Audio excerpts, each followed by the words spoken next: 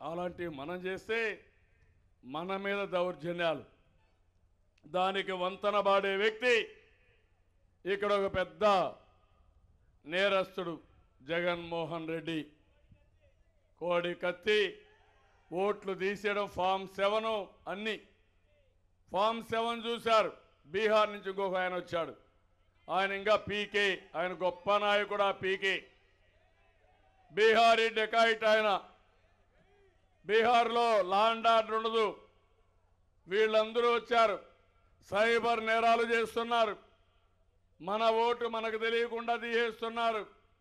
ఎవడో తప్పుడు పేరు పెట్టి తీసేస్తున్నారు. మనం చూసుకుని లోపలైపోతా ఉంది. మన పరిస్థితి ఏ స్థాయికి వచ్చామంటే తెల్లవారితో నిద్ర లేస్తానే ఓటు ఉందా లేదు చూడాలి. మధ్యాహ్నం భోంచేస్తానే మళ్ళా ఒకసారి చెక్ చేసుకోవాలి. రాత్రి మళ్ళీ ఒకసారి చెక్ చేయాలి పడుకునే మునుపు. రేపు ఇలాంటి వాళ్ళకి గారు ఏదైనా అవకాశం వస్తే మీ ఆస్తి మీ పేరుతో ఉండదు తమ్ముళ్ళు, మీ ఇంట్లో మీరు పడుకోలేరు. ఆ పరిస్థితి మనం గుర్తుపెట్టుకోవాలి. ఇలాంటి పరిపాలన మనకు కావాలని మేము అడుగుతున్నాం.